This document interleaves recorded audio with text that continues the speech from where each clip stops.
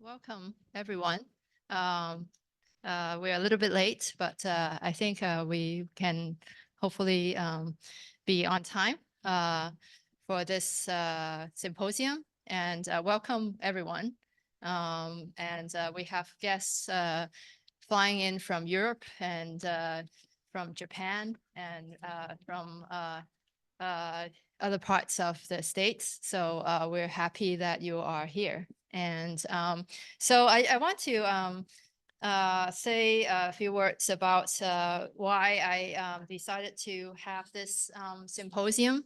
Yeah, so I'm currently doing a project on assistive technologies, and as I told some of you, that my project was supposed to be comparing China and Japan, and then I applied for a grant and then got the grant, and then it was during COVID, unfortunately. So I only stayed for a few months in Japan and then did not get to go to China. And then because of various reasons, and I have not been able to do anything in China yet.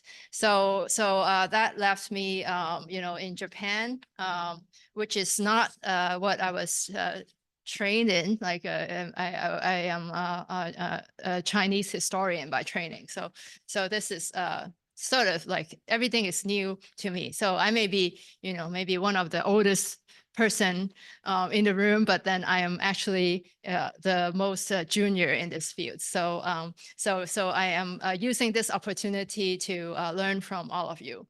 And I also want to say that I want to dedicate this symposium to three people.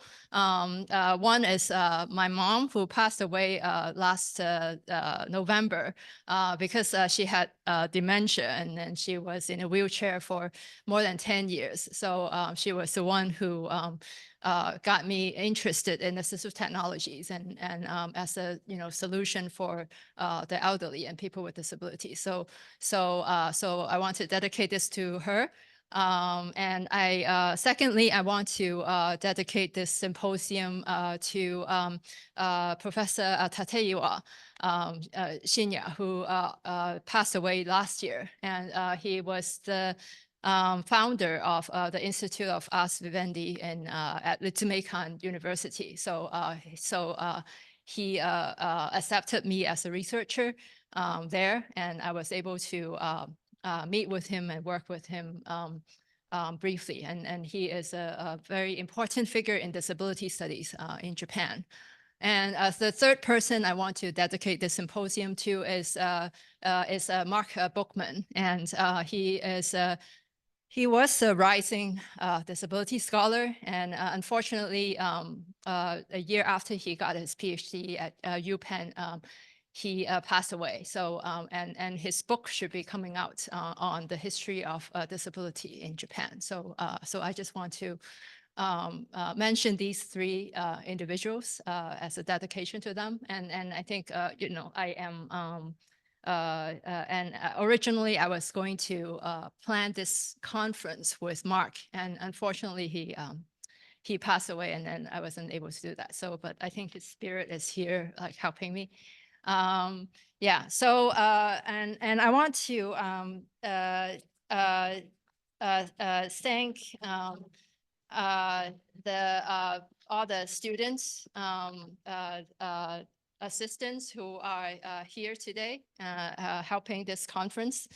They include Chao Wu, Miyu Owada, Aiko Kato, Ryo Kasai, Marika Aoki, Megan Leong, Anora Kohn, Ben Chang, Noah Rinza, Elizabeth Giwa, Clement Hudson, Aaron Kramer, and I also want to thank Gina Brown Petty, who has been helping us.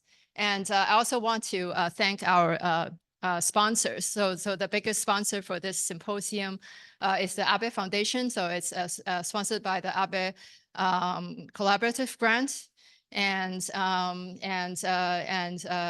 was able to collaborate with Shiomu Sensei and Sumioka Sensei at ATR, and also Jorge Vasco, and also and it is also sponsored, co-sponsored by the history department with the Westergaard Fund, the Ina Thompson Fund, and the Rockoff funds.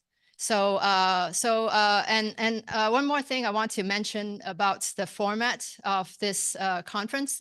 So we will have 6 sessions in total, as you can see in the schedule. So if you don't have a schedule, please ask a student assistant.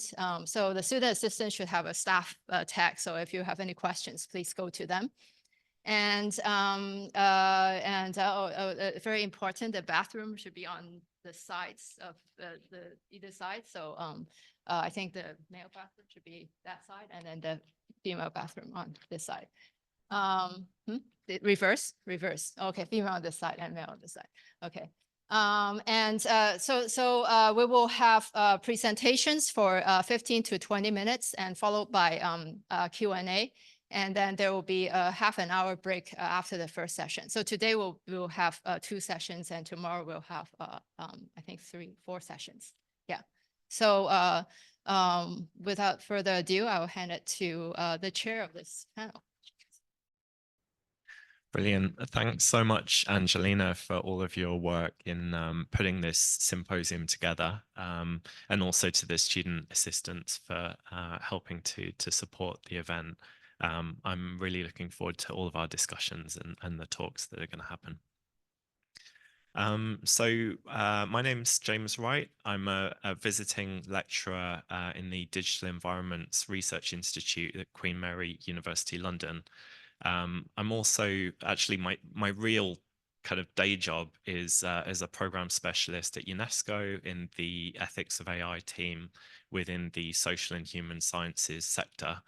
But I should emphasize that I'm not here on behalf of UNESCO, so my views may vary from the official UNESCO line. My interests, research interests around the development and implementation or attempts to implement care technologies, specifically robots in Japan, developed and implemented in Japan, but also looking in Europe and the UK. And more broadly now, I'm kind of moving, due to my job, towards looking at AI ethics. I'm joined in my panel by 2 other illustrious white male researchers of Japan. Unfortunately, Anne Aronson was due to be on our panel, but it is a manel, unfortunately, so apologies for that. Dan White is Associate Fellow at the Leverhulme.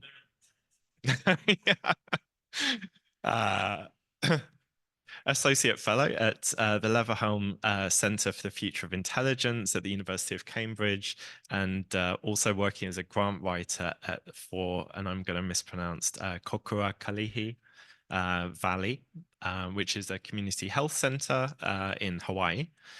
He researches the emotional impacts of human-technology relations with a regional focus on Japan, and co-organizes the ethnographic research project Model Emotion, which documents the role of cultural diversity in building machines with artificial emotional intelligence and capacities for care.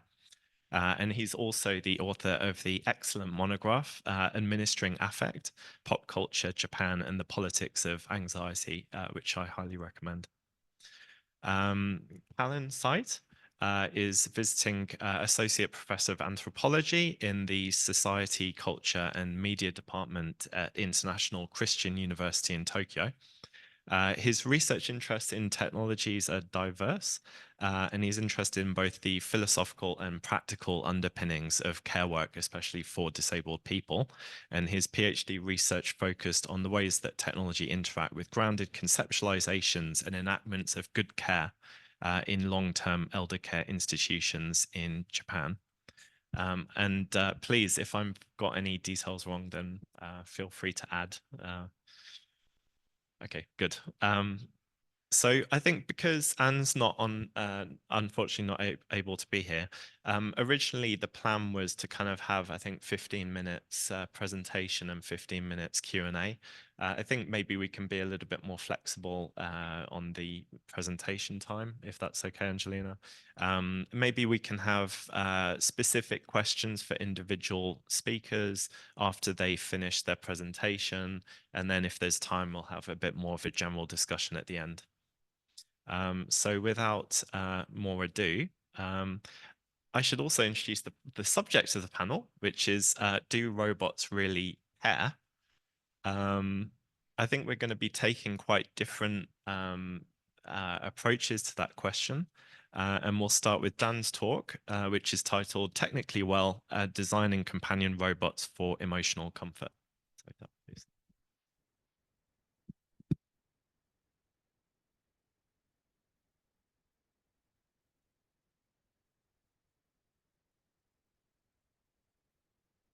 Entering slowly and softly.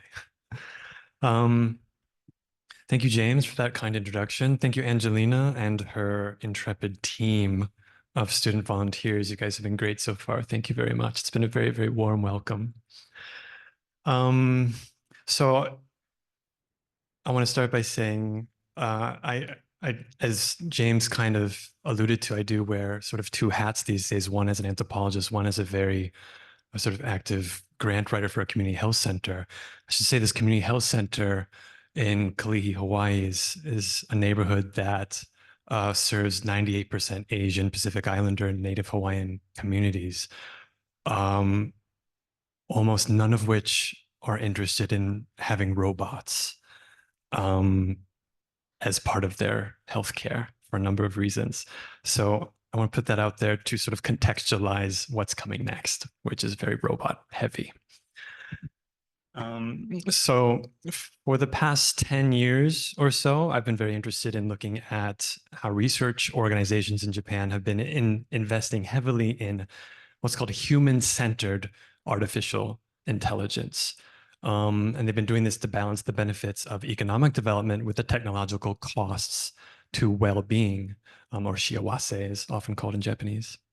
So especially in government reports, such as the Japanese Cabinet Office's 6th Science and Technology Basic Plan, a big science report that comes out every 5 years in Japan, many of these technologies are called quote-unquote human-centered, ningen chushin, because they focus specifically on emotion recognition in order to improve attentiveness and care for their human users. For example, companion robots from SoftBank and Sony can recognize emotions from facial expressions and voice inflections, or at least they have this capacity, even if they're not often implemented. Cameras from Panasonic are even designed to detect anxiety through heart rate variations, which are visible in light fluctuations in your blood vessels in the face.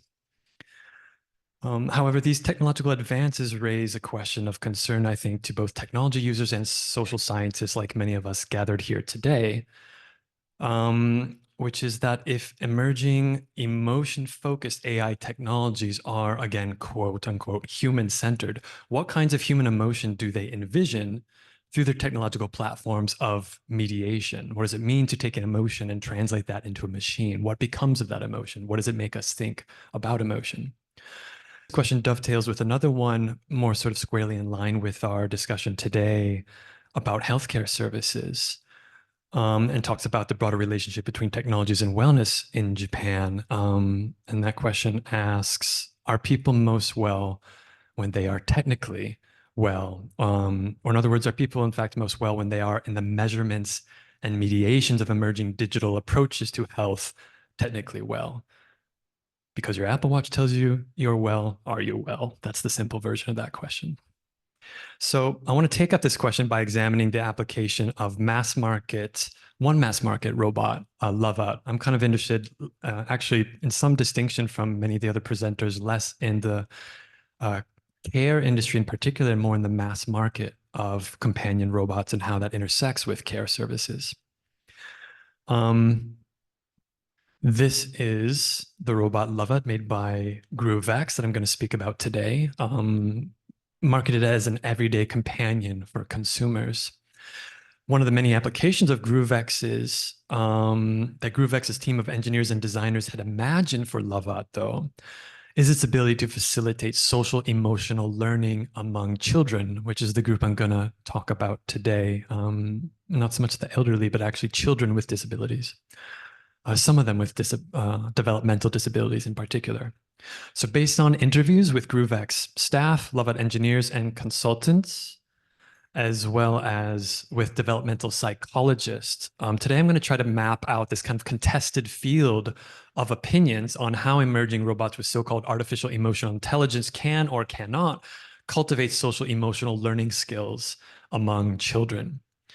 And ultimately, I want to argue that companion robots like Lovat do not only alter possibilities for human-robot emotional connection in society, but they also sort of shift scientific research on what emotions are, what emotions mean for us. So again, translating a model of emotion into a machine system poses some very interesting and challenging questions for what we think emotions in fact are and what it means to develop an emotionally close relationship between humans and robots. Let's see. So Lovat is a small furry companion robot on wheels. It was designed by the company GrooveX, startup in Japan, announced in 2018. It's designed so the company has advertised for just one reason, and that's here, quote, to be loved by you. To facilitate this, the robot has a furry body with sensors that record and respond with haptic feedback. It is warmed to the temperature of a human baby, with technology borrowed from the circulation of air within race car engines. It has a 360-degree camera on the top of its head. It's called a horn in Japanese, that can recognize up to 1,000 distinct faces, which it can actually also rank into a hierarchy of quote-unquote preference. So it has a preference algorithm operating. So it'll choose who to go and seek out attention from over other people, other faces that it recognizes and pairs with a history of human-robot interactions. So my research colleague, Hirofumi Katsuno, and I propose that robots like Lovat do not only alter possibilities for human-robot emotional connection in society, which they do, but they are also shifting scientific conversations and research on the nature of emotions in general, especially when emotional connections are made with machines. So in conversation with GrooveX founder Hayashi Kaname, Hayashi outlined what he thought was unique about Lovat's ability to love that might differ from humans. So here we're getting into what's the difference between sort of human emotion and a machine emotion.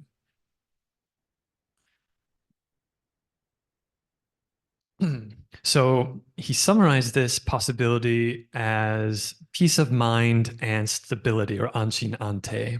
So to explain further, he referenced a trial study that GrooveX had in fact recently undertaken with educators at a kindergarten that includes some children with quote unquote developmental disabilities, or hatatsu shogai. And so I'm here quoting from Kaname here when he says, when you ask what teachers of these children say, it becomes clear that human beings are very quick to deny others. If, for example, you say that you like someone, the other person might be quick to turn away or reject this. In Japanese, this is called like tuitusuru. However, Lovat accepts everything, so a person can feel relieved, or anshin. Often we see that people decide they don't like someone because that person is complicated or too difficult to understand.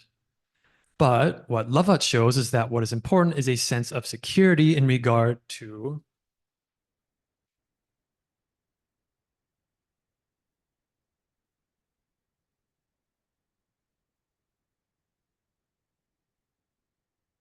I have difficult technology and I keep advancing the page ahead of where I want to be.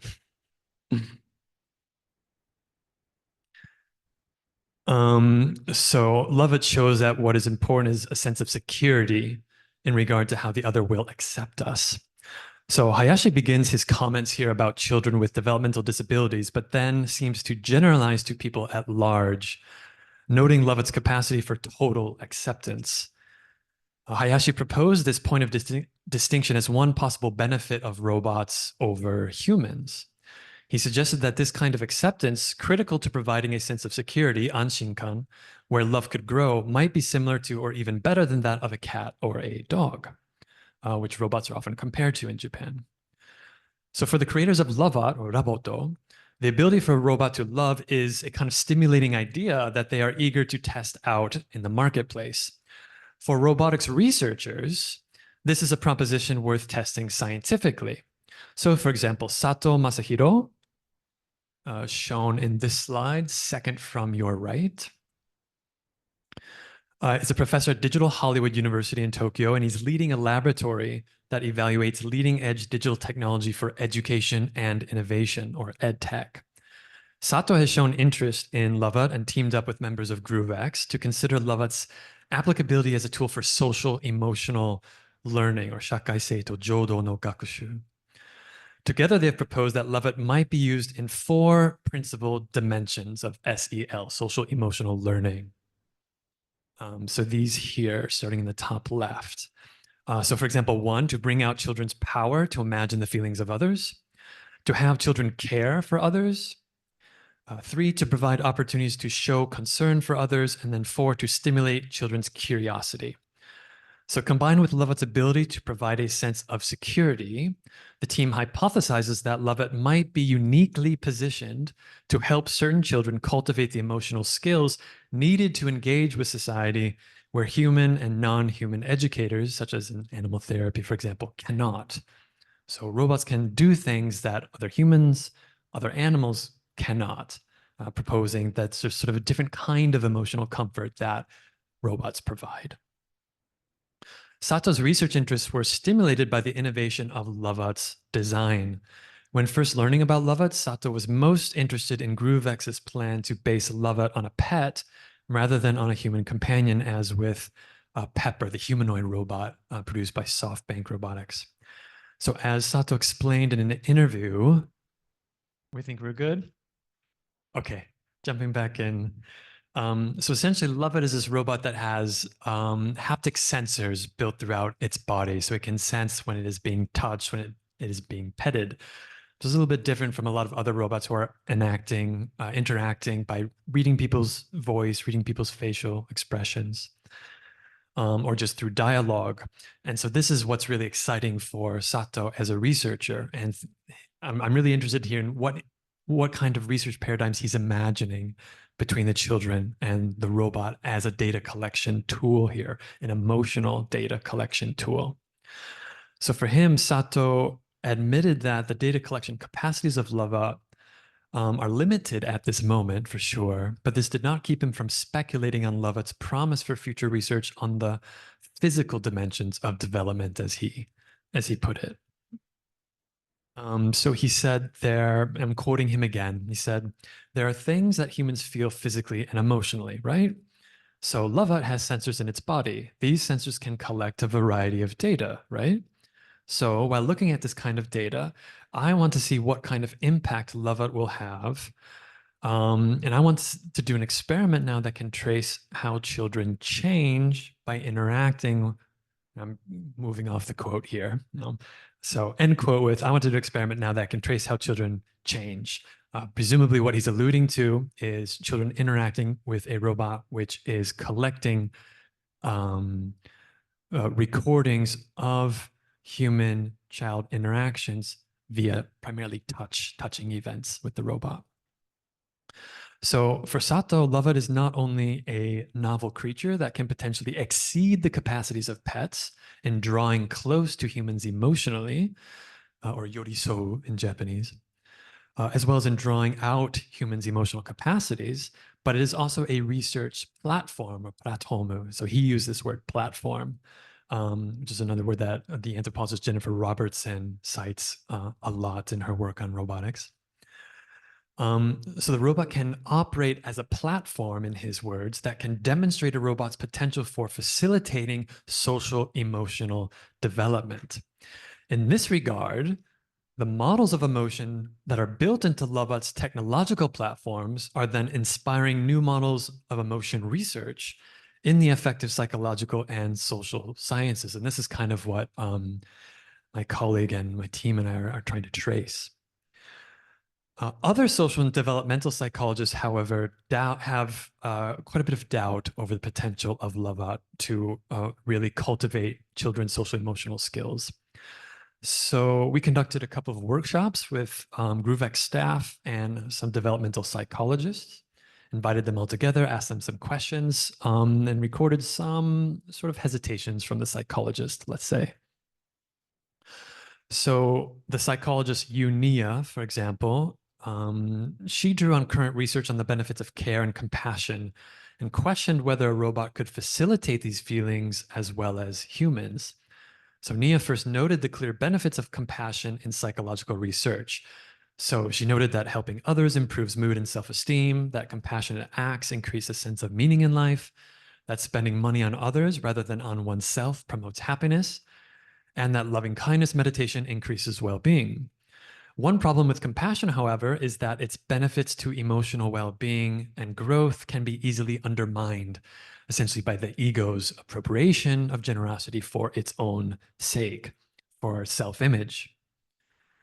The difference between these two kinds of compassion can, she noted, be described as zero-sum thinking. So zero-sum thinking benefits for others result in cost to me, and the non-zero sum thinking benefits for others result in benefits for me, to summarize.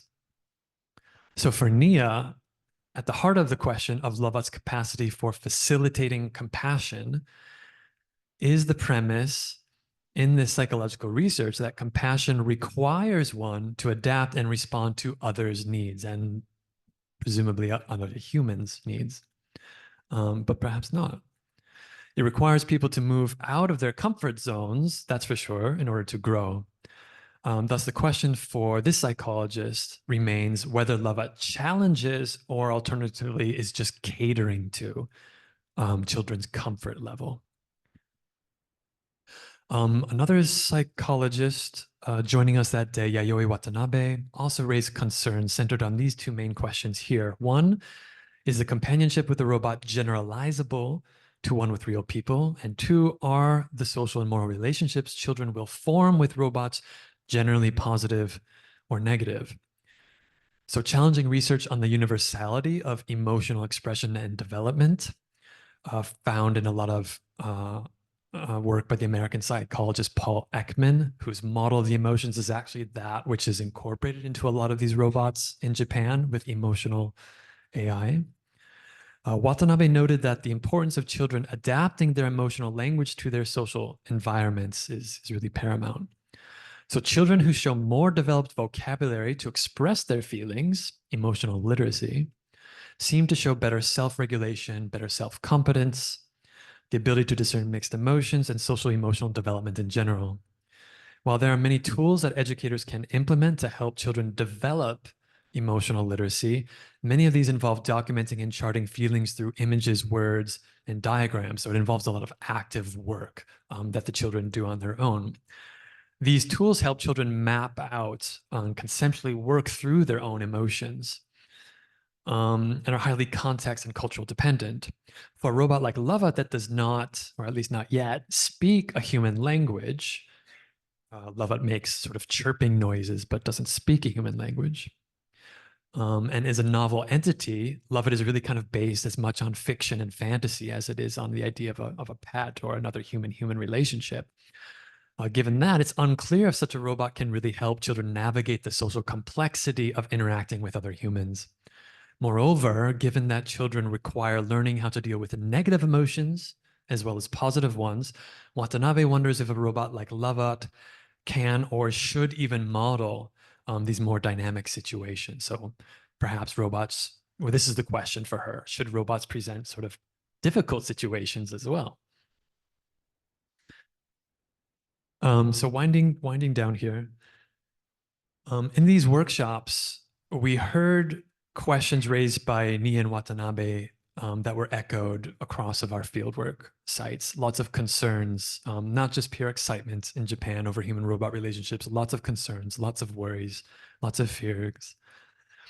And similar concerns, we often heard about the inability for machines to replicate the interactive scenarios required of human emotional growth. We heard these a lot in our fieldwork. These have also been talked a lot in literature. People like John Danaher, Kathleen Richardson, a lot of the people here joining us today, actually. So GrooveX staff, just one example I'm talking about today, are actually very open to these critiques and very eager to learn from researchers. At the same time, they are very adamant that Lovatt is not meant to replace a human. It's not meant to replace human relationships, but rather to add to the capacities for humans to love. This is their line of argument most often. So from this perspective, GrooveX is interested in exploring how a robot can support and generate love in ways that humans cannot. So last few sentences here. As suggested earlier, the importance of creating stable environments of total human acceptance advocated for by Hayashi and GrooveX is something a robot, GrooveX, thinks might be able to do particularly well. Despite some concerns by psychologists, this point on providing a sense of security is one that resonates quite positively with a lot of people in Japan, in particular for its connection to facilitating acts of dependence, or amae, which is seen as a kind of particularly emphasized emotional relationship in Japan, where one sort of depends on others in order to build a relationship of dependence and reciprocity. As Yunia has argued, she's written quite a bit on amae, or dependence. Amae provides clear emotional benefits. Depending on someone provides very clear emotional benefits, among them feelings of closeness, of being in control, of positive acceptance. So based on this, GrooveX staff propose that robotics, AI, and the emotional technology that they have trademarked might be able to best deliver what humans emotionally need in order to amplify how humans can ideally love. That's kind of their line of argument. In turn, they also reason that such emotional technologies might engender a new society where robots play an integral and accepted part of drawing out humans' capacity for love by drawing near to humans in daily life. And that's where I'll leave it. Thank you.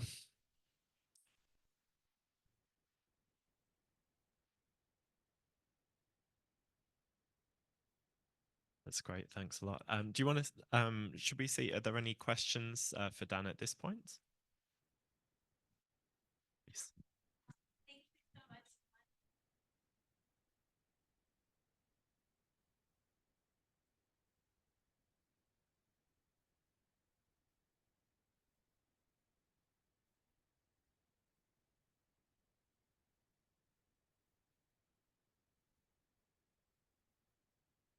Yeah, great. Thank you for that.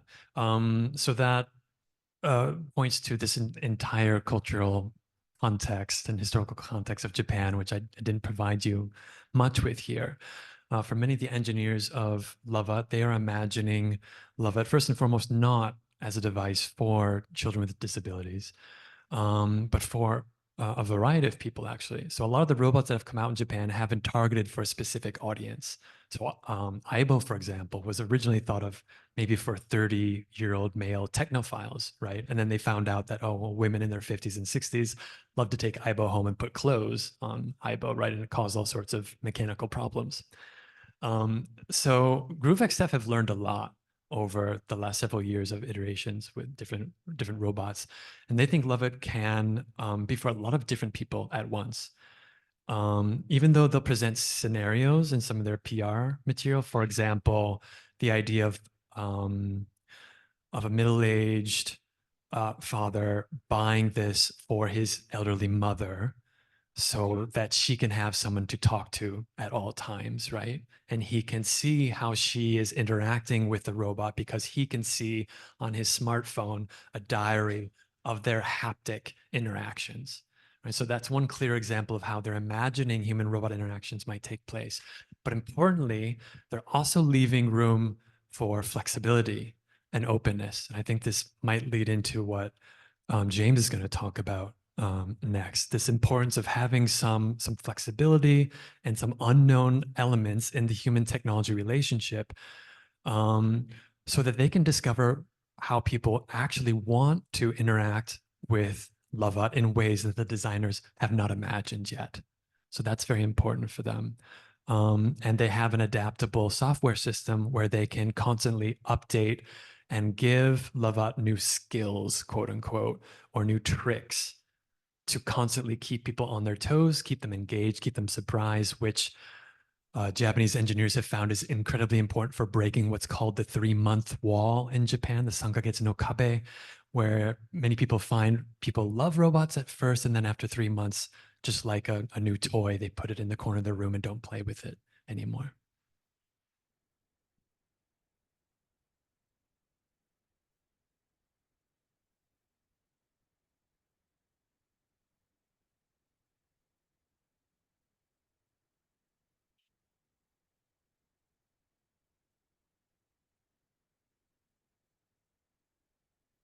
Yeah, that's a great question. I navigated by not doing any of that research and only asking GrooveX staff how they did that research. So to me, that's one of the interests I have in this research itself. How do they navigate those very difficult ethical contexts, and what kind of IRB protocol are they going through or getting? And to be honest, I have to admit I don't have all the details on those, but my sense is they're not getting the same IRB that people are getting for like NIH grants here in the US. That's true. This is also a sort of why I think the mass market robots are interesting.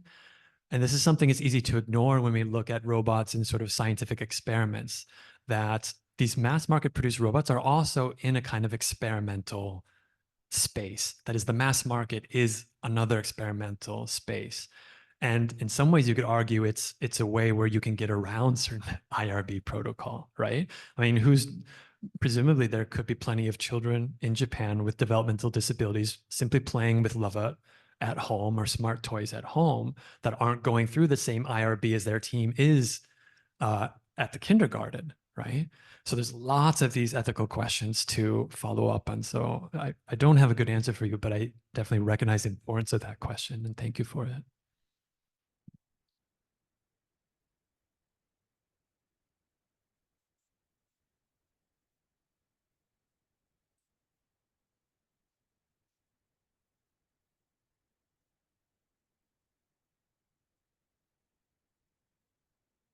Right.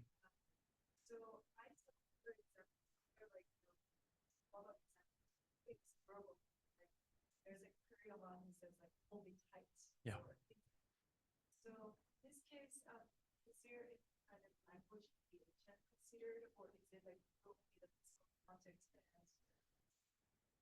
Yeah. So all aspects of mediation were considered. Um, the color of the eyes, the size of the eyes, how many layers, how many times you can change the colors. The voice, in fact, was definitely part of this. Skin, the clothes that it can wear, the material. A lot of thought and research went into this. The voice in particular, they hired someone from the music industry to basically experiment on a synthesizer. And basically, he went around creating noises and showed them to his colleagues and asked them if they thought, and this is kind of interesting, if they thought the noise was cute or not, or a Japanese word a lot of you will know, kawaii, right? Is it kawaii or not?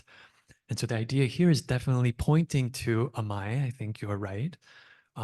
This sense of warmth that people get from being able to depend on something and having something depend on them in return. So a lot of other people in this room can and maybe in fact will talk about the concept of weak robots in Japan, yowai roboto, robots which are specifically designed with a lack that invites people to take care of it and establish a kind of relationship with it.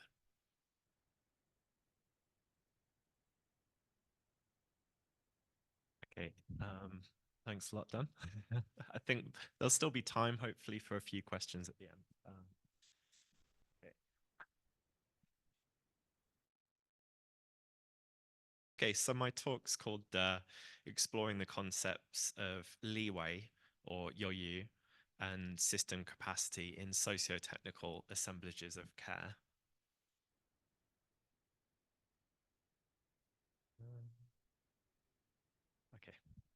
So I want to start with this image and with a brief discussion of anthropologist Michael Fish's work on Tokyo's commuter train network. And my aim with the talk is to explore Fish's machine theory in relation to the use of digital care technologies such as robotic systems and monitoring devices. So, I mean, Tokyo's train network may not seem at first like an obvious comparator to the long-term Eldercare system, but please bear with me. The network carries 40 million commuters every day, and Fish describes how the timing of each train is painstakingly calculated according to a train traffic diagram called the dia, which looks like this.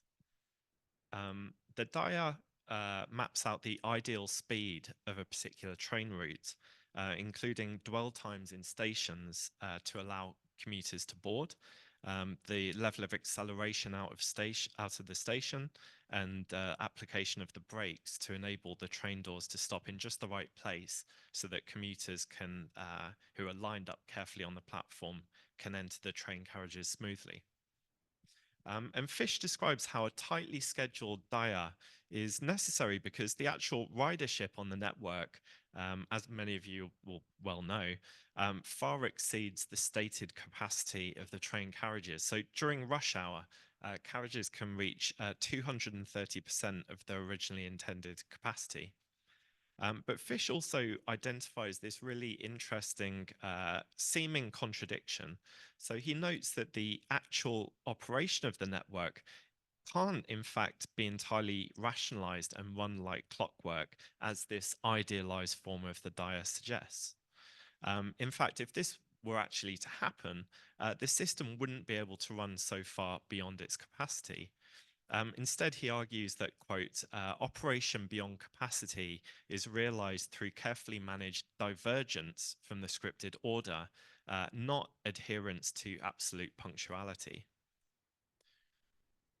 He describes the gradual development of the commuter train system operating beyond capacity in terms of an evolution of the interplay between human and machine. So he kind of, in his book, he kind of describes how gradually the system capacity of these commuter trains has just got bigger and bigger and bigger over time. So drawing on the work of Gilbert Simondon, he terms this, quote, the system's margin of indeterminacy, or its level of openness to be dynamically shaped by both human and machine. And crucially, this requires the labor of collective attunement, with the train driver and commuters actively working to finesse the system and enable its operation beyond capacity in a way that surpasses what would be possible if the operation of the network were rigidly rationalized and determined. So in practical terms, this means that the set timetable of the train can actually be diverged from. So the driver can make their own decisions about the number of seconds of waiting time on the platform, the exact speed of acceleration and braking, the speed and manner of commuters entering and exiting the carriage and the platform can be slightly different. And these factors that enable and finesse the operation extend even to the behaviors and even the affective states of commuters. At the same time, autonomous technological systems have also been developed and deployed that can automatically reroute trains to cope with accidents or delays on particular lines. And together, these different kind of finessing elements provide the system with a high margin of indeterminacy that enables additional capacity to be kind of eked out. So in so doing, these actors in the system create Yoyu, which is a Japanese term often translated as leeway. What Fish describes as, quote, a spatio-temporal alchemy, an operation whereby a bit of excess is produced through the finessed interoperability of these dimensions and in relation to the surrounding environment. Yoyu is always a contextually embedded process requiring a combination of intuition, technique, and attunement to the shifting conditions of operation. So clearly, I mean, there are many differences between a commuter train network and a care system. But when I was reading Fisher's work, I found some kind of interesting parallels, particularly the idea of a socio-technical assemblage that's routinely operating beyond capacity. And I'd just make a slight aside here, because the phrase like operation beyond capacity, in a sense, it's a bit of a contradiction in terms, because, for instance, if you can pack more people into a train and get them to where they need to go, then you could argue that you're kind of creating new capacity. It's not beyond capacity. But I think in the context of care, we could phrase it as operation beyond the capacity to provide good care, or maybe alternatively as a system providing care that's worse or less adequate as more people enter the system. And of course, you may have seen figures like this, figures from the Ministry of Health, Labour and Welfare that habitually forecast a growing shortage of care workers. And indeed, many care services have been chronically understaffed for years, operating progressively further beyond the expected capacity or the capacity to provide the same or better level of care. So another point of comparison was the role of Yoyu or Leeway in the operation of these systems. And I first encountered this term during ethnographic fieldwork in Japan at a residential care home in Kanagawa in 2017. So at the time of my research, the manager of this care home was trialing 3 different types of care robots. One was the Hug for a kind of robotic lifting device. Paro, which someone's mentioned, which is still, I mean, it's kind of a kind of antique robot, having been originally released in 1999, but it's still, you know, used in care homes. And Pepper, which was used for recreational exercise. So care workers use this term Yoyu when they talked about what they saw as good care and why the new robots that were being introduced didn't seem to be working very well. They used it in the sense of a surplus of time and space. So having the leeway, for example, to talk to a care recipient for a few minutes between doing other tasks, or having a cup of tea with them. And they also used it in a metaphorical sense to express kokoro no yoyu, or leeway in one's heart, so the emotional bandwidth to be able to care. Bringing these different dimensions together, we can say that in the context of institutional care, Yoyu is leeway in the system, as Fish described, created through a contextually embedded process that allows for the cultivation and nurturing of social relationality between those giving and receiving care. So care robots have failed to be widely adopted in Japan today, despite substantial government investment and promotion over the past decade and a half. Only about 10% of care institutions in Japan report having introduced a robot. And one of the interesting things is that this 10% figure was the same when I was doing my PhD research. So I think from 2016, 2017, this report, which is the biggest annual report for care homes, has asked staff in care homes to report whether they're using a robot. And this figure has hovered around 10% for the last 5 years, at least. So the figures aren't, it's not the case of like a gradual increase in the number of robots. It's stayed very much static.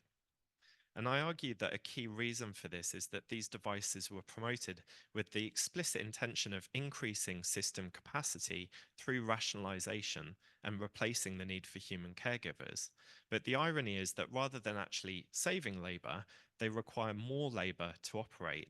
And at least in some cases, the rigidity of their mode of operation meant that in Fisher's terms, they reduced the margin of indeterminacy, so reducing the leeway available to staff to interact and build relations with care home residents, because the staff had to spend more of their time looking after the robot.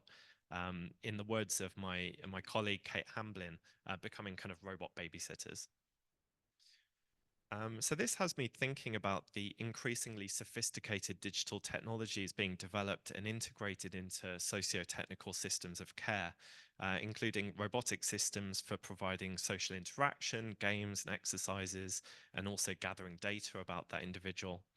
And relatedly, systems that can measure, monitor, and track the environment or individual, identify and learn patterns of behavior, and provide information and alerts to caregivers or give reassurance to remote family members. And also, indeed, to surveil caregivers themselves, monitor care delivery and staff performance, and potentially provide an audit trail for care actions. I've just got a few of the latest or the ones that I could find in addition to the older Palo. Pepper, which was actually discontinued from production a few years ago, is still around. I'm not quite sure where the new Peppers are coming from, or maybe they're falling out of lease and being released to other care institutions. But they just a couple of weeks ago released Chat Pepper GPT, which is based on Chat GPT, to provide more naturalistic conversations with elderly care residents. I think you mentioned Hug Me Tight, which I think is a reference to this Hyodol Korean robot, which has been distributed to 7,000 older people directly from the government in South Korea, which is my colleagues Chi Hyung John and Hee Sun Shin have been working on some research on that. So I want to kind of bring together the idea of operation beyond capacity and the role of Yoyu in dynamic human-machine assemblages with this case of digital care technologies. So Fish describes how an unforgiving system without leeway can lead to catastrophe, as in a case in 2005 when a 90-second train delay culminated in a fatal derailment because the driver felt compelled to make up the time by driving too fast. And Fish links Yoyu in these systems to trust in technology. So trust that machines are developed and deployed that have leeway, that have a kind of margin for error and a level of forgiveness. With the prospective deployment of increasingly sophisticated AI-enabled robotic care and monitoring and surveillance technologies, the danger is the evolution of new care environments that lack Yoyu. So overly rationalized and datafied systems without any leeway, driven by cost reduction or profit incentives to reduce human relationality in order to operate ever further beyond capacity. So under this kind of rationalized schema of care, monitoring could veer further towards audit, surveillance, and control of both care workers and care recipients. And AI systems in particular seem to restrict the possibility for Yoyu insofar as they're often proprietary black box systems that make determinations. So not ideal for increasing a system's margin of indeterminacy. As Neil Crowther and Lorna McGregor wrote in a recent report, particularly in relation to monitoring technologies, quote, the use of new and emerging technologies in the lives of older people living in the community could offer the veneer of autonomy, liberty, and inclusion, yet their human rights may still be compromised. A digital cage is still a cage, end quote. So tech could be used as a justification for developing an ever more rationalized, dehumanized, and unforgiving system of care, even though Fish's and my analysis also both suggest that systems that lack Yoyu are highly likely to run into problems that may undermine the promise of operation beyond capacity. So this points towards the need to design and implement technologies with Yoyu. In other words, technologies that are open to a margin of indeterminacy with some kind of built-in leeway. And as in my fieldwork with care workers in Japan, avoiding engineering systems that aim to replace or undermine the relationality of human care, or that are so rigid that they could lead to dangerous system failures or infringe on human rights. But even it's kind of like this having leeway built into these systems is what's the expression? Necessary but not sufficient. there's no guarantee that it won't draw people into unsustainable systems operating beyond capacity that similarly aren't conducive to human flourishing. So Fish notes that Tokyo's train system, with its high margin of indeterminacy, isn't an ethical exemplar, and he presents it as a case to think with rather than as something to emulate. But at the same time, he also argues that there's kind of no going back and that we need to transform our understanding of technology for collective life to thrive. So I think, Leeway is one important axis to consider in the ethical design, the deployment of socio-technical systems of care. But as Crowther and McGregor also note, a human rights-based approach to the development and use of digital care technologies is another complementary axis in order to ensure that these systems empower people and promote human flourishing. So this kind of second axis of human rights would require a different talk. But I just wanted to end with the fact that now, since I'm an employee of UNESCO, I'll give what I hope is a justified plug by suggesting that UNESCO's recommendation on the ethics of AI is an important but currently overlooked framework to provide just such a human rights-based approach. I won't go into a huge amount of detail because I don't think I have time, but the recommendation on ethics of AI was produced in response to growing concerns about AI. It was adopted by almost every country, all 193 member states of UNESCO in November 2021. And it was the first and is still the only globally agreed standard on AI ethics. It sets out values, principles, and policy actions to ensure that AI applications of AI, including in eldercare, promote and protect and promote human rights. And one of the interesting things is that, and I don't think, in fact, it isn't widely known because I was at a European Robotics Forum a couple of weeks ago and people hadn't really heard of this, but although the recommendation focuses on AI, the definition of AI it gives is broad enough to encompass robotic systems. And it actually mentions specifically HRI, human-robot interaction, and robotic systems. So it is actually the only global standard on the ethics of robots as well. And it specifically includes various chapters, including chapters looking at the application of robots in care and for eldercare.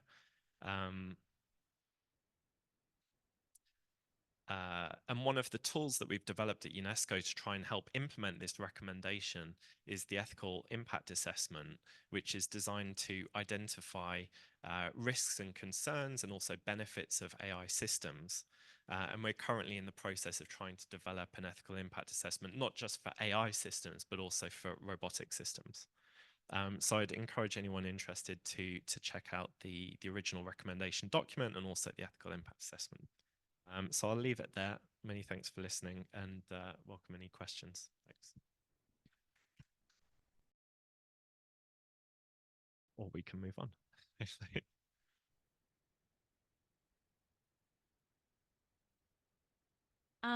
In terms of, I love your idea of Yoyu, and so what I'm wondering is, when you think of care robots, where do you see potential for introducing Yoyu? So I can, with Levot, which kind of doesn't have, in some sense, a particular task to achieve, right? It's achieving kind of a feeling of a person towards it almost.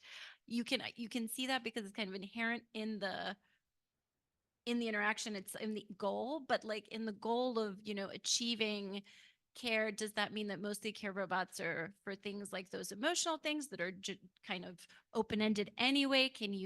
How do you see you in the, the robots that you were showing, some of them which have these kind of very practical assistive tasks? I'm just curious if you can tell us a bit. Yeah, no, it's a very difficult question, but a very good question as well.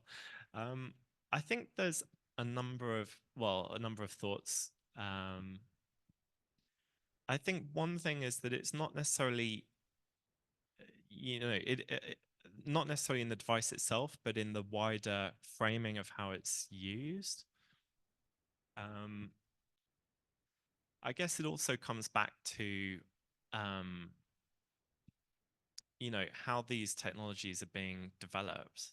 I think one of the problems is that as soon as you start from a framing that says we're going to have a care worker shortage, and therefore we need to develop robots that are going to stand in for those care workers that aren't there, you start to get into a conversation about, okay, we need to figure out how can we break down what caregivers do into things which the technologies that we've already developed, robots, can do certain aspects of those things. So then you end up with a situation where developers are kind of making assumptions about what they think care work involves, which is a problem that I came across a lot in my field work with a lot of engineers who had never really set foot in a care home before, but they were making assumptions about what they thought care work was and how it could be divided into discrete tasks, physical tasks, social tasks, entertainment, and so on. And then you end up with a framing of the problem which leads to the development of technologies that are very narrowly focused in a way that is not at all is overly rationalized and doesn't provide this. So I think one aspect is to diversify the group of people who are developing these technologies, having more multi-stakeholder engagement, actually having meaningful participation of the people who are intended to be the end users of these robotic systems. Looking at how they deliver care, how they would want to deliver care better in the future. And I think taking into account this Yoyu concept, it may be, and bringing that into these discussions, it may be possible to look at, not necessarily robots, but maybe other technologies as well, other ways of doing things that can provide for more indeterminacy in some of these tasks. So I'm not even sure robots, add robot plus Yoyu equals, success is the right way of framing it. But I've also I took part in a really interesting Lego workshop for developing ideas about care robots. And what came through for me with that was that actually, processes that are often mediated by people, which may include robots, which are more aimed at things like creative play, creativity. I think those kind of applications are really interesting. And I think that some of the robots that Dan as well was like Lovart and perhaps, some robots which may have less of a determinate role, I think do have a slightly higher, a slightly higher set of possibilities, openness to possibilities. Yeah, but I wouldn't restrict the conversation just to robots. I think it's broader than that. Yeah, thanks.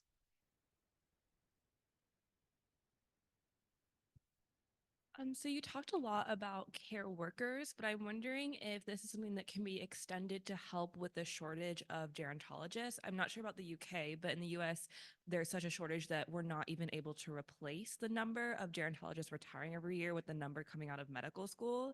And as a person that works in internal medicine, it's a big issue of we're being overloaded by elderly patients who really need to be seen by these specialists. And I'm wondering if you could maybe just extend the conversation to how could these care robots help with this shortage of gerontology specialists?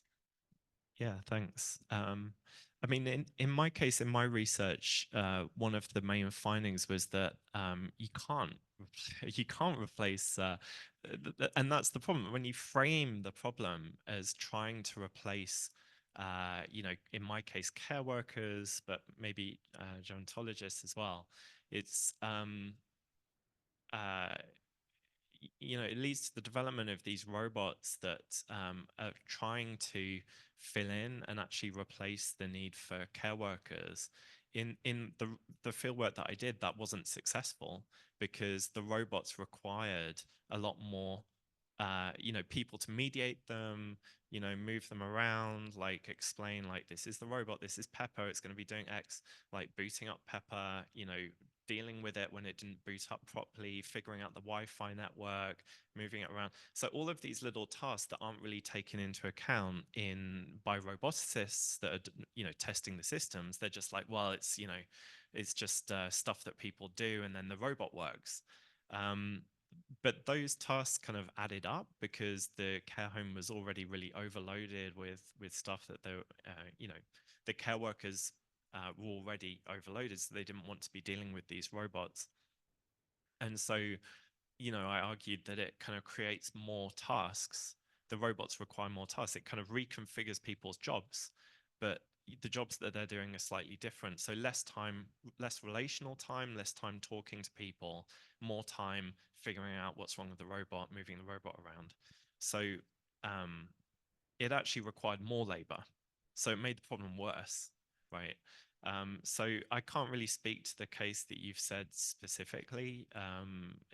Maybe a different situation, different types of technologies, but I think it's important to also look at the wider environment instead of looking for the technological solution. So what is the politics behind in my case the lack of care workers?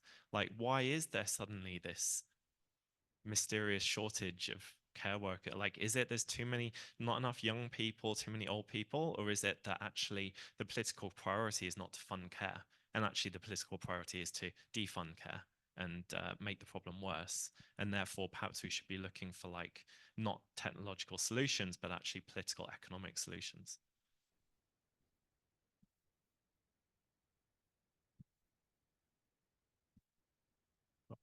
Thank you for sharing the recommendation on AI is cynical, and from UNESCO. And so, I guess like we talk about the context of AI assistive technology and with people, right, and the elderly people. And so I wonder if you can share a little bit more insight about when we pass this recommendation stage, and so what's the next stage and for UNESCO, right? And so because it's a very personalized technology somehow, right? And so like the robot and Dan talk about, and so and the other situations, and so I wonder, and so what will be our next step, and so beyond this recommendation stage. Thank you. Okay, well, I'm glad you asked me because this is like my bread and butter of what I do. But it's quite a big answer because the recommendation is, it covers the whole of, AI systems broadly defined, including, robotic systems. At UNESCO, we have like a few pronged approach to doing this.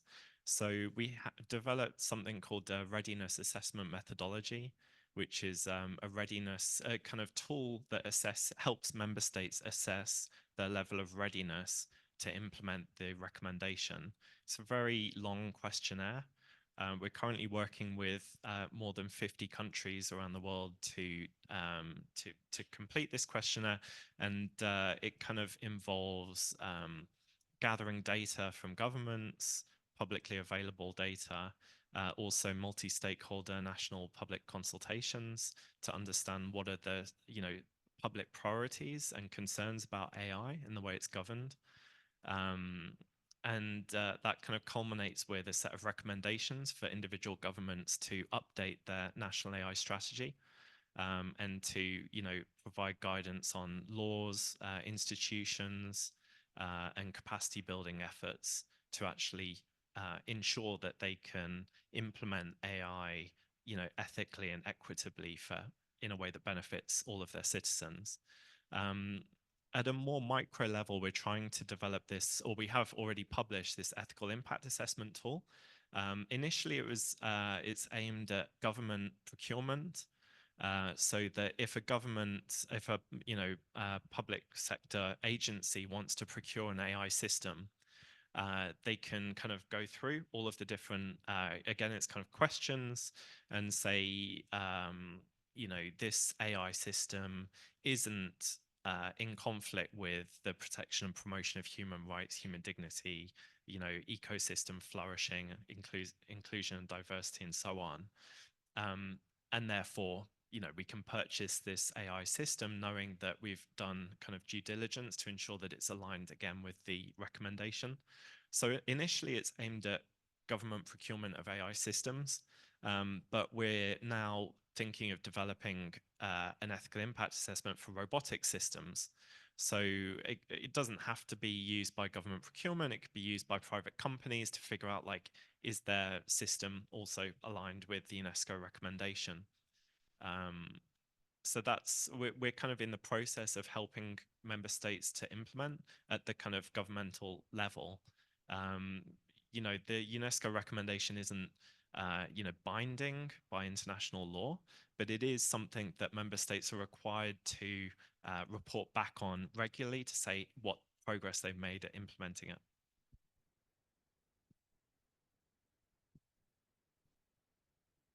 Thank you so much. I was wondering if you can elaborate a little bit about what you said in your reply to the first question. You mentioned creativity and indeterminacy. I was wondering about that because of this translation.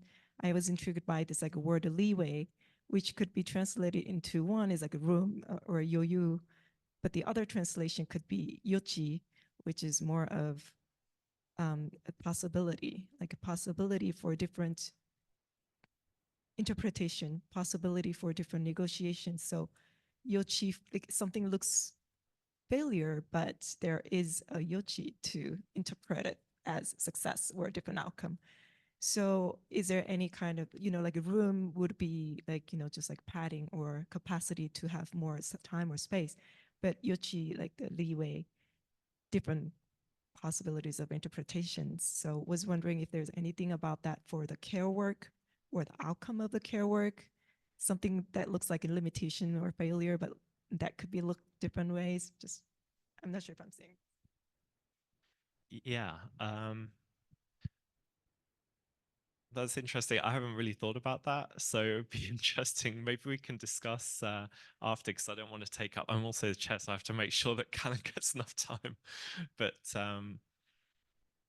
yeah, let's talk about it maybe afterwards, if that's okay. Thanks. Okay, let's move on to Callain, please.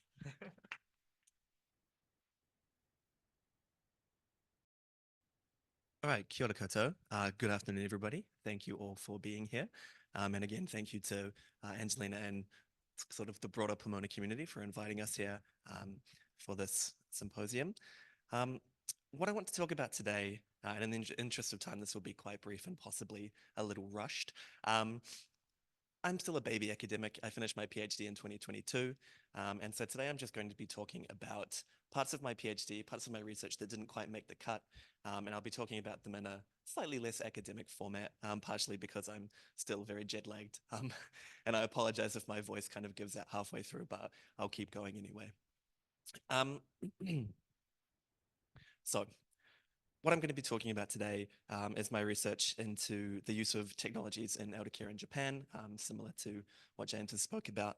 I'm aware that for a lot of people here, the kind of context behind this might not be fully well known, so I'm just going to briefly go over that now. So basically, the easiest way to sum it up without a lot of words is this graph here. This is from 2022, I believe, official Japanese government statistics representing the kind of demographic state of Japan currently. So as we can see, the population peaked in around 2010 and has been steadily declining since. But at the same time, the proportion of those of the population who are over 65 has been increasing proportionately, represented by the pink and the blue at the bottom. Otherwise expressed with this red line, which is the percentage of the population who are over 65. So currently, approximately or just under a third of the population in Japan is over 65. Meanwhile, this green line, the old age dependency ratio, is decreasing, which means currently for every elder, for everybody over the age of 65, for every person, I should say, over the age of 65, there are currently only 2 working age people to support them through taxation and that kind of thing.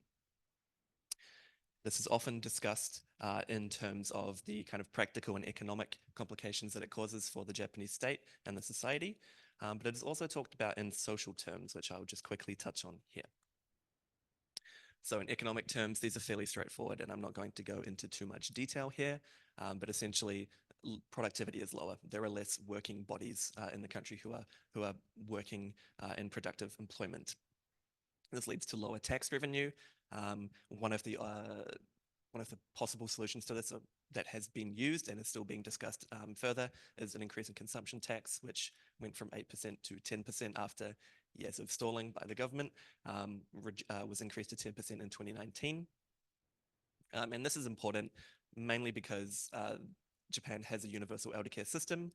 This is majorly funded by the government, so less tax take means less funding for this eldercare that has been promised. Socially, there's been a lot of work on this, particularly within anthropology. For example, Jason Dennerly often talks about these kinds of deculturation narratives that circulate amongst Japanese elders. These ideas that there's some kind of cultural shift between elder generations and younger generations. Some people frame it in terms of kind of traditional life versus the westernized way of living, or this idea that kind of Japan is somehow losing part of its unique culture or its unique cultural heritage. And this ties into issues related to employment, for example, in the sense that immigration is often kept very, very low, and there is often a lot of resistance to increasing the level of immigration. And there are also changes in intergenerational living systems, which can influence the amount of care that is provided. Traditionally, it is the place of children to care for their parents, as in a lot of countries around the world, and not just Asian countries, as is often claimed. There are also concerns that have kind of re-emerged, again, referring to Dennerly here, these kind of social concerns about loneliness and abandonment, which are starting to become more frequent. And all of these can be kind of summarized quite briefly in the term Muen Shakai, which is both used by Anne Allison here and Shunsuke Nozawa, who talk about the importance of kind of relationality and relationship in Japanese society. So this is just a very quick, very brief introduction to the kind of contextual background for the reason why there is a lot of work ongoing into researching eldercare in Japan amongst a lot of different people, and my own work in particular. And so it leads to this question: how do we care for a growing elderly population with increasingly stretched healthcare budgets and a shrinking workforce, but in a way that assuages fear of abandonment and dehumanization? A lot of people might think technology is the solution, which is certainly something that the Japanese state has also decided might be one potential solution. So here, this is going to be quite brief again, just to get to the main meat of my discussion. But on the left-hand side are kind of the main ideas that came out of my research. So by speaking to care providers in a range of long-term eldercare institutions in the Kansai region of Japan, a lot of them talked about the importance of kokoro, or often translated as heart, but can kind of also mean sort of spirit, this kind of emotional sense of well-being, as well as obviously the karada of people, their body, their kind of physical being, as well as general support for the kind of daily acts of care that are required. Relationality, narrative, and temporality are concepts or factors that were included by my participants as being of particular import in providing what they called ordinary care, or care for the ordinary, which is sort of the main conceptual theme of my PhD, which I won't be discussing too much here, but you should be able to see elements of these come through in my discussions of particular technologies. And on the right here, we can just see some examples of technologies that currently exist. I'll be talking about a few of these today. And I just want to make a point here. A lot of the people today have spoken about robots, and there'll be others tomorrow also talking about robots. Depending on your definition of robot, what I'm about to talk about may not be considered a robot, but according to the Ministry of Health, Labor and Welfare in Japan, they're all classed as kaigo roboto or care robots. So going back to the title of my presentation today, I talk about socio-technical imaginaries, and I think it's best to just leave it to the professionals for this one. So this is a term that was coined by Sheila Jasanoff and Sang-Hyun Kim, where they talk about these collectively held, institutionally stabilized, and publicly performed visions of desirable futures, animated by shared understandings of forms of social life and social order attainable through and supportive of advances in science and technology. This is a very kind of meaty statement, but essentially these imaginaries are sort of visions of the future that are collectively held by a group of people. In this case, I'll be talking about the Japanese state as a collective, as well as my participants as kind of a collective of care workers in their different imaginaries. Their different visions of kind of the potential futures that could emerge through collaboration with various forms of technology. So when I talk about state imaginaries, I'm talking about the ways that the Japanese state tends to favor technological solutions, at least particularly in my area of eldercare. There have been a lot of scholars who have talked about this, the history of this kind of state technology link in Japan. Many of them tend to associate this with the Meiji period, so the late 19th century to the early 20th century, after Japan as a country kind of came out of sakoku, came out of isolation and started engaging with the broader international community, involved a lot of importation of various technologies, which were then incorporated and modified and appropriated to kind of help the Japanese state progress technologically. Generally, these are often lumped into a kind of a few sort of different categories. For example, the idea of techno-nationalism or technological determinism. The general kind of consensus here is that better technology equals a better life. We can see this in the state media, for example, in terms of the kinds of policy platforms that are being developed and shared, as well as the kinds of advertising, the infographics that they put out to kind of explain these policies in kind of broadly accessible formats for the average population. For those familiar with kind of Japanese government kind of advertisements or infographics, you'll notice that they have this kind of shared theme of these cute little cartoon characters doing things, as well as pop culture support as well, in the sense that, generally speaking, a lot of people associate the idea of sort of high-tech robots, especially social robots, with Japan. A lot of this comes from sort of pop culture depictions stemming way back as far as the 50s with Tetsuwan no Atomu or Atom Boy, or sorry, Astro Boy, I think in English, as well as other sort of pop culture phenomena that have slowly spread out of Japan, like Doraemon, for example. And so these kinds of sort of state policies, the historical background, as well as kind of social and cultural factors have all led to this kind of view, at least in the eyes of the state, that robots can and maybe should do all of the physical work, the karada work of care, and possibly, you know, if at all possible, they should be able to be introduced in ways that can facilitate or enable a better kokoro care or support for that kind of care as well. Interestingly, I not decided here to not talk about sort of the care industry, the technological industry, and their kind of imaginaries that influence the development of the technologies. I consider them to be largely similar to state imaginaries, except potentially less ideologically motivated and more profit motivated. Although that being said, Sait, which is a kind of a large corporate kind of body that represents a number of different members in the care technology industry, did actually put out a statement which I found quite interesting, as it talks specifically and explicitly about sort of this communal approach to dealing with demographic issues and care issues that might stem from that, rather than, quote, the conventional efforts of individual companies. So all of this is to move on to what my participants spoke about and what I would like to talk about today. So to summarize and to break it down very briefly, again, in the interest of time, I've clearly put far too much detail into this. My care staff imaginaries, I'm not going to talk about their broader kind of vision, so any kind of utopian vision that they might have for the state of technology in eldercare in Japan. Many of them, somewhat depressingly, were simply happy to have more pay and more staff so that they could spend more time with the people that they were caring for.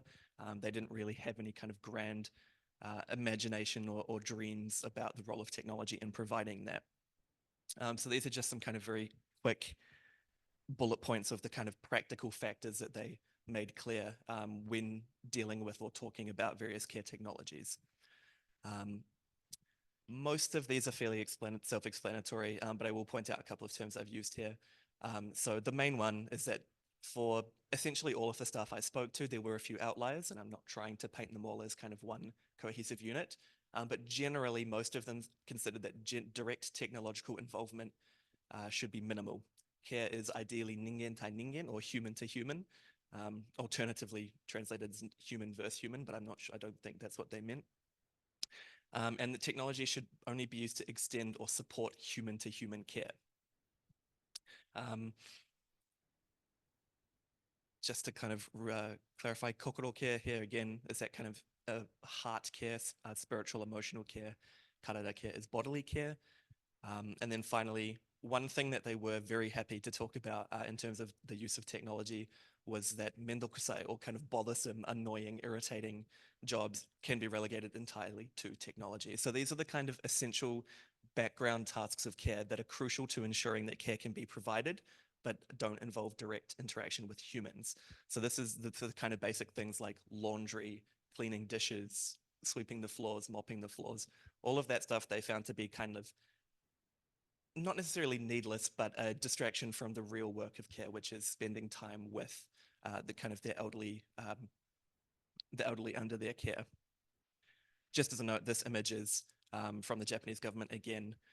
These are currently the 18 sort of key technological areas that they are supporting through funding initiatives, broken down into 6 different categories, which I won't go into here. So moving on. How do my participants engage with particular care technologies, and what do they have to say about them? And how does this fit into their conceptualizations of good care, and explain more about the role of technology and these imaginaries that support them? The first technology is called the bed bath, or was introduced to me as the bed bath. I have no idea what it's actually called, so we'll just stick with bed bath. Essentially, as the image displays here, kind of like an iron lung in some ways, does not look particularly appealing to me personally. And the one we used was green, not white. But essentially, as you can see from the image here, you essentially insert the person into the cleaning pod, and it has automated functions for cleaning the person, and then you can remove them afterwards and dry them off. I just want to talk briefly in a kind of ethnographic fashion, I suppose, to sort of paint a picture for this. So one day, after spending a few months at one of my primary field sites, I was kind of finally invited to a demonstration of this technology in action. So I went downstairs with a member of staff who was in his early 30s, tall and solidly built, which is very rare in the care industry generally, but especially so in Japan. And we took down one of the more severely physically impaired elderly residents downstairs for her daily bath. The bathing situation at this particular facility was quite common across all the field sites I visited, where you would have a more sort of standard bathing setup, which was a communal style, very similar to a sento or an onsen, a kind of communal bathing arrangement that was sex segregated. So on one day of the week, all the men would have a bath. On the next day, it would be all women.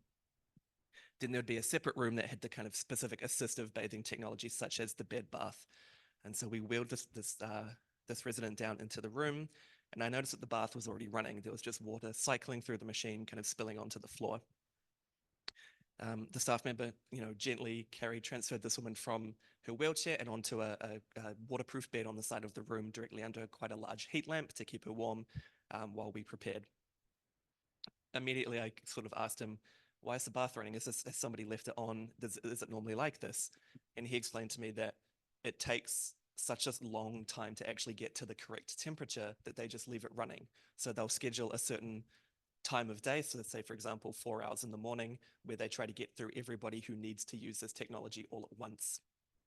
And so they just leave it running that whole time to make sure it stays at the correct temperature. He then slowly he began to bathe her,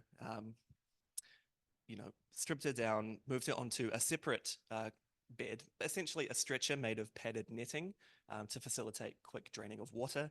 And he inserted her into the machine. So he explained every step as he went along to make sure she felt comfortable. He inserted her into the machine, left her there for a few minutes, and he explained it to me as to make it feel more like a bath. He wanted her to kind of soak in the water and to feel that experience before we began. Then when he decided it was time to actually start the bathing procedure, he started gently cleaning her face, washing her hair, while the rest of her body was in the machine. He then pulled her slightly out and began to wash her arms, her shoulders, her upper chest. He repeated this procedure multiple times, kind of washing the body incrementally before returning her to the machine and letting her soak a little bit longer. I asked him why he hadn't simply just used the autonomous features that this technology was ostensibly built for. There was a big button on the front that said soap and another button that said wash, and he could have simply pushed both of those buttons and left it to the machine. And he said that not only does that not really work in the sense that when you push the soap button, all it does is inject soap into the water and then spray the person inside with soapy water, which is not very good at cleaning them. He also pointed out that it doesn't feel like care. It doesn't feel like an appropriate caring interaction. There is no human warmth there. And that was a theme that came up a lot in my discussions with participants, is this idea of human warmth being very important. And so this goes back to a kind of a number of different things, and here is where I really do need my notes. He found it useful, in this technology useful in the sense that it made the job easier. And he admitted that even though he was a large kind of solidly built man who had very little trouble with manipulating the bodies of the most severely impaired elderly people that he worked with. And he recognized that a lot of the smaller staff members did find this technology very useful. For him, it just didn't feel like care. But he still admitted that it did have its upsides. And so we can see that in his usage of the technology, he makes a few changes to the kind of standard method that it's meant to be operated in, the autonomous mode. He did this, he appropriated this technology in such a way to benefit both him and the resident that he was providing care for. And so I guess one of the ways that I decided to look at this, or that I thought about it in hindsight, is that in terms of this kind of kokoro karara distinction, the kind of bodily or spiritually distinction that I mentioned, the bed bath provides both. And it provides this physical care for the elderly resident. Obviously, it's a matter of hygiene to make sure that the elderly are being washed fairly frequently. But it also provided some sort of support to the care staff as well. It required less physical exertion on his part. But it was also very interesting in terms of the kokoro, the emotional care element. I mean, generally speaking, most people can probably agree that bathing does feel pretty nice. It's a pretty nice feeling. But beyond that, and as a number of anthropologists, notably Scott Clark, have argued, bathing is a crucial social practice in Japan. Historically, most people bathed at public bathhouses, and this was a space where they could interact with others from their community. They could build friendships, settle business deals even. And while these kinds of public baths, or specifically the centaur, the public bathhouses, are declining in Japan, as by now most people have their own bath at home, onsen, the kind of resort-style hot spring sort of public baths are still very popular, which I think speaks to the kind of the importance of bathing socially, kind of still continuing to this day. And so in this way, we can see that bathing is an essential practice which provides both this kind of physical and this emotional forms of care. And we can see that the bed bath is pretty good. It supports both of these, but it's technically not an essential technology for this practice. A regular bath could be used, or alternatively on the other end of the spectrum, the elderly residents could be sponged down if necessary. This specific bathing technology is strictly not necessary. But because it is kind of tied up in these ideas of a culturally valued everyday practice, it enables this particular technology to be more easily accepted, generally speaking. There is already a history of this kind of the importance of this practice. However, it's kind of a double-edged sword in the sense that because this already is a kind of culturally valued practice with a long history, there are also certain expectations that come with devices that are expected to replace this form of care. And importantly, which is a point that James made actually, although not in the same words, and something that a lot of my participants sort of repeated, was that they found these kinds of technologies, exemplified here by the bed bath, as being annoying, impractical, because they required care to provide care. They took attention away from the actual human subjects of their care and onto technologies that required a lot of effort to actually use. I'm going to skip over the rest of this because this directly relates to the more kind of philosophical elements of my PhD, which I have not outlined here. So they're going to be quite adrift and untethered if I mention them here. But I will point out that in terms of time and touch as kind of crucial elements of ordinary care, in a very practical sense, if staff are unable to bathe residents in a timely manner, they risk other jobs going undone, which can then create a growing backlog, a sort of snowball of care tasks that can be difficult to manage. And of course, touch and the human warmth, as I highlighted earlier, are very important elements of good care as conceptualized by my participants.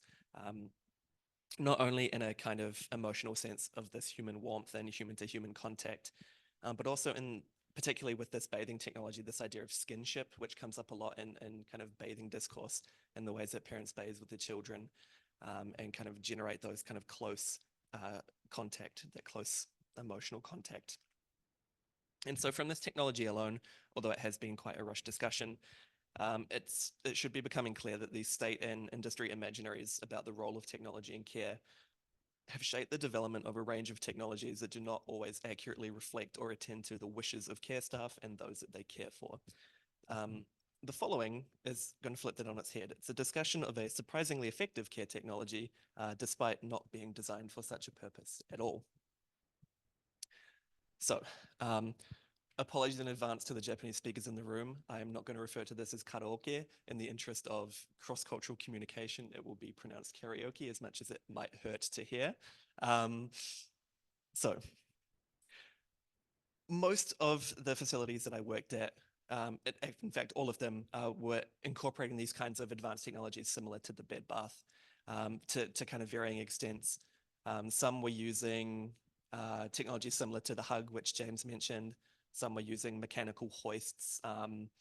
One facility used what's called, I forget what it's called, but it's a bed designed by Panasonic that basically like splits in two, and one half of it turns into a turns into a kind of wheelchair bed hybrid, and then it's amazing. But anyway, there were a range of these kind of very specialized care technologies. But none of them seemed to be that appealing either to care staff or to the residents that were kind of using them or otherwise subjected to. But one thing, and it took me an embarrassingly long time to actually even consider this to be a technology of care. But one of the ones that I came across most frequently was actually the simple, or maybe perhaps not so simple, karaoke machine.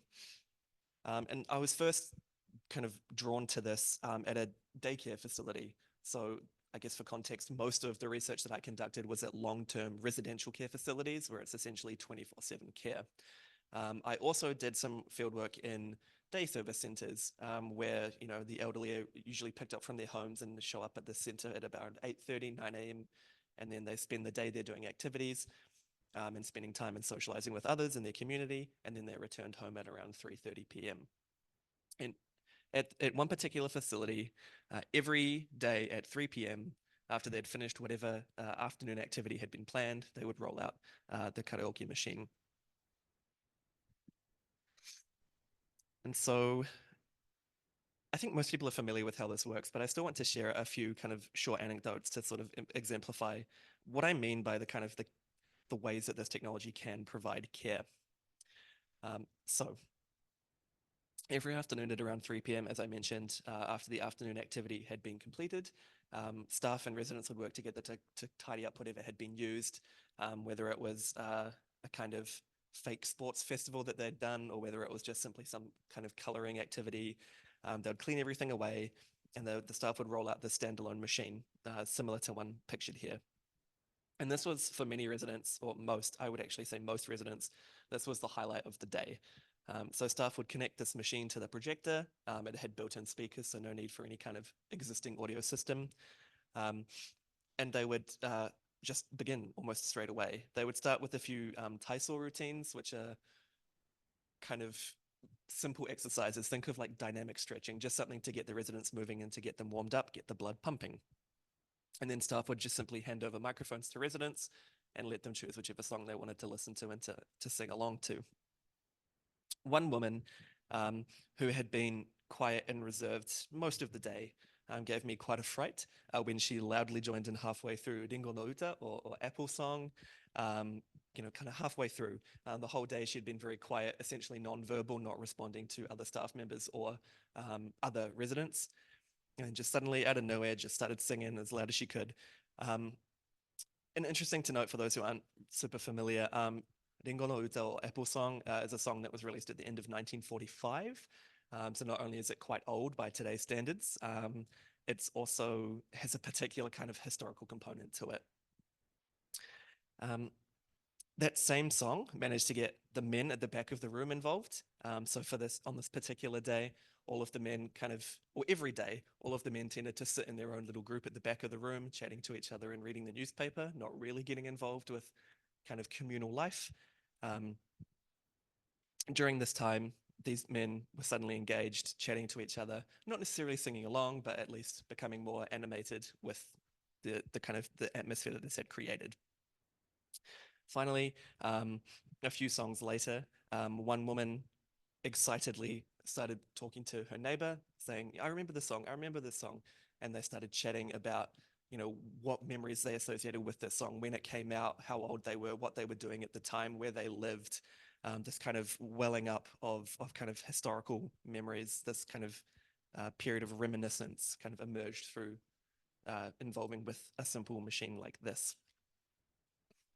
And so, first thing to note is that karaoke, while not considered by staff or residents to be a care technology at all, plays an important role in providing both karada and kokoro care. Again, thinking along these lines of kind of the kind of two-pronged approach to providing good care in Japan, or at least for my participants. Singing is a good activity for stretching and strengthening the mouth, throat, and tongue muscles, all of which are crucial for enabling the elderly to chew and swallow food independently, as well as improving breathing control.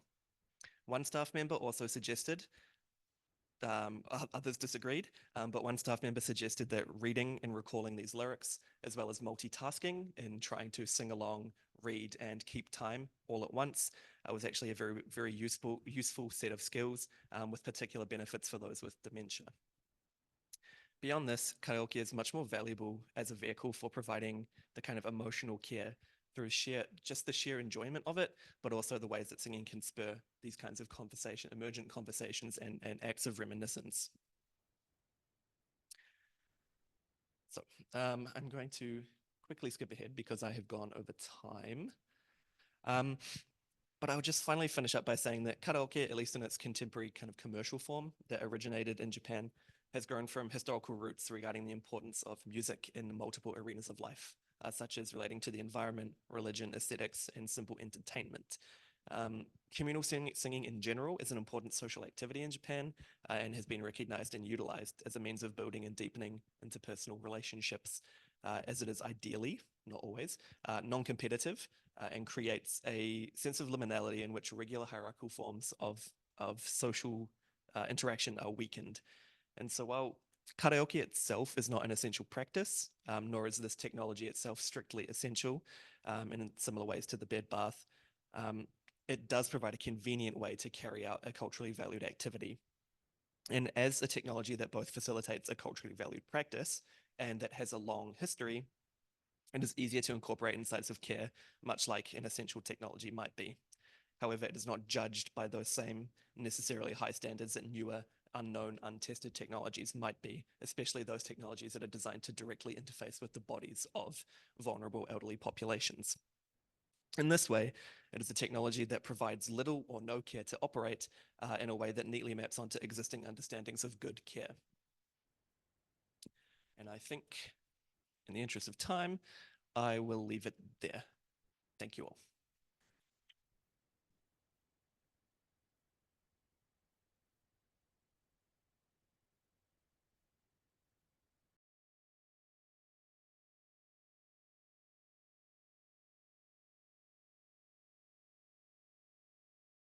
Right. Does anyone have any questions for Callain?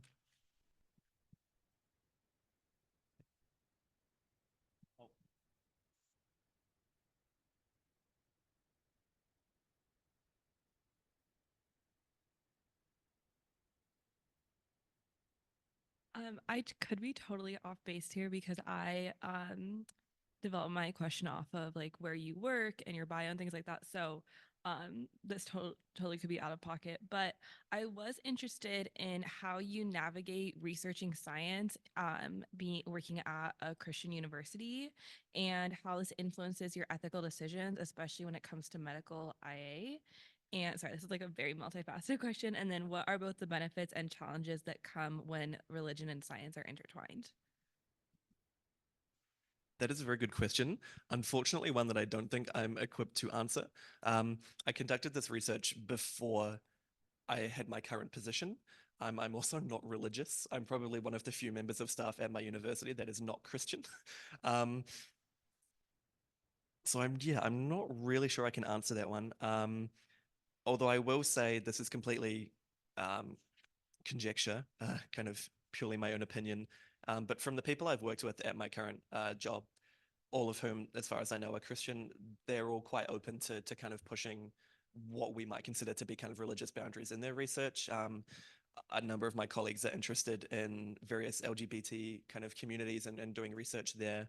And from what I understand from their work, there's no kind of element of religious bias there. And I think that's probably true for most academics who are actually serious about kind of their work and not held to any particular kind of strong ideology. That being said, I also haven't met everybody at the university, so there may be some who do feel that way, but I will just leave it there for now. Can I ask you a different question then that you might be able to answer? Sure. So looking at like you were talking about bathing earlier, and I feel like I don't know about Japanese culture as much, but I feel like in the US that can be a source of like shame of having to have someone else bathe you and do these really intimate private things. And so I'm wondering how you think that this bathing technology addresses the issue of elders or patients' shame surrounding this intimate task, as well as thwarting potential violations, and then what are the potential benefits versus potential harms? Okay, yeah, thank you for that question. There's quite a lot to address there. I'll just start by saying, I guess more of a disclaimer, this isn't an answer. But the majority of the residents at these facilities that I worked in had quite severe dementia. I don't have official numbers, but according to the managers, the directors of these facilities, they estimated somewhere between 80 to 90% were kind of quite severely impaired. And so it was very difficult to judge shame when you're with non-verbal and kind of often limited physical movement as well. That being said, I do think I'm not actually sure if there would be much of a difference, and it's not really a kind of an area that I can comment on fully. But I think the fact that communal bathing has had such a long history, and the fact that elders today would have definitely had a lot of experience when they were younger in these kind of communal bathing settings, I'm not sure shame would be as much of a problem as it might be, say, for example, in the US or where I'm from in New Zealand. That being said, you know, communal bathing situations, you're not typically bathing other people. So I feel that maybe not so much the shame element of it, but more the fact of, yeah, having to be reliant on somebody who is touching you in kind of an intimate way. I think that would constitute an issue for a number of these elderly residents. And so in that way, yeah, I do think these kinds of technologies would be seen by some of the residents themselves as being beneficial, because it kind of removes that sense of burdening someone, and of course of not having a kind of stranger touch your body. And I do think, if I can kind of spin this a little bit off topic, I do think there is a relationship there with some of these ideas that I mentioned very early on that I glossed over. For example, this idea of elder abandonment. So there's this long kind of history of this narrative known as Obasteyama, or a kind of granny dumping mountain, essentially. And there are kind of variations of this story, but one of them is kind of the impetus for the elder to be abandoned on a mountain is because they are old and do not want to burden their children. And so I think maybe if we tie that into ideas around kind of the shame and the touching of the body, I think that there could be a number of elders who are actually accepting and willing to use these more automated technologies to kind of spare somebody else from doing that work kind of on their body. But thank you.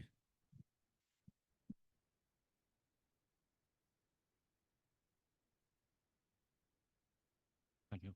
So on your second slide, and you show the demographic change and over time, or the projection of the demographic change and over time. So do you think their attitude about the social technical relationship will change and with this demographic change? I'm not entirely sure.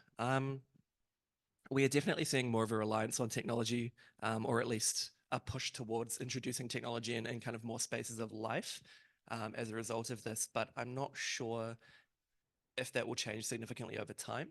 Perhaps as the population continues to decrease, maybe it'll get kind of a stronger push from the general public. Maybe there'll be more public interest in supporting this. Currently, when I talk about these kind of institutional or state imaginaries, it is very much kind of the government talking about this rather than the people. So it's possible that over time we might start to see more kind of civil support for this. We have also started to see recently more relaxation in terms of kind of immigration policy, specifically around eldercare. So for example, the kind of eldercare kind of foreign, what do they call it? I can't remember what they call it, but kind of bringing in immigrant labor for care work specifically, the caps have been raised and some of the tests have been made a little bit more attainable. So attitudes are changing, although that latter one's not specifically about technology as such, but. Thank you. Anyone else has one? This is also the last question. Oh. So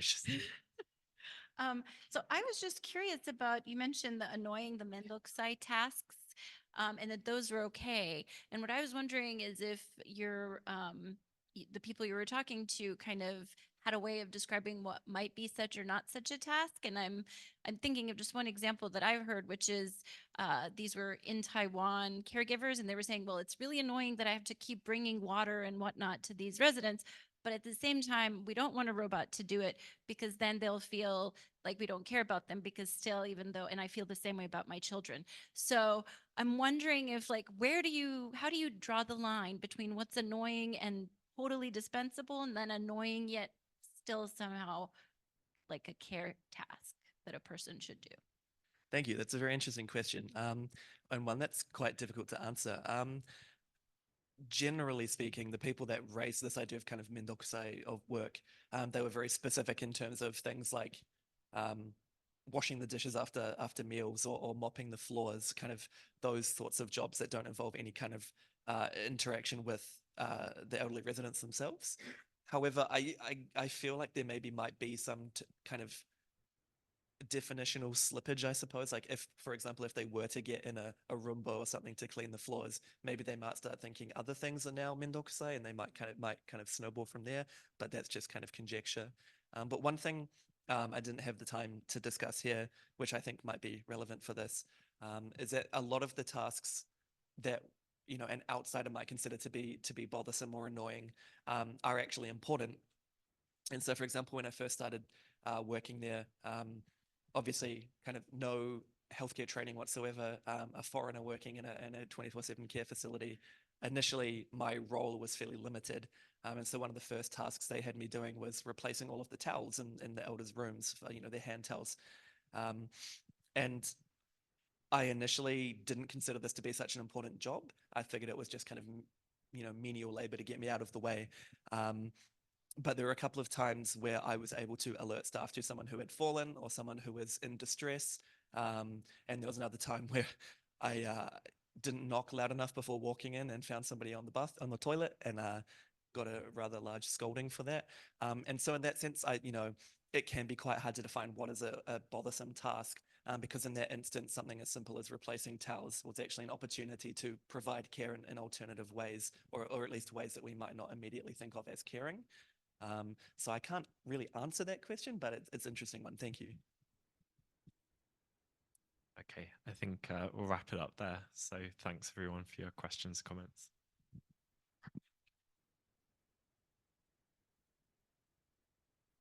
We will resume at 3:30, and there are refreshments outside. So please get some water if you need.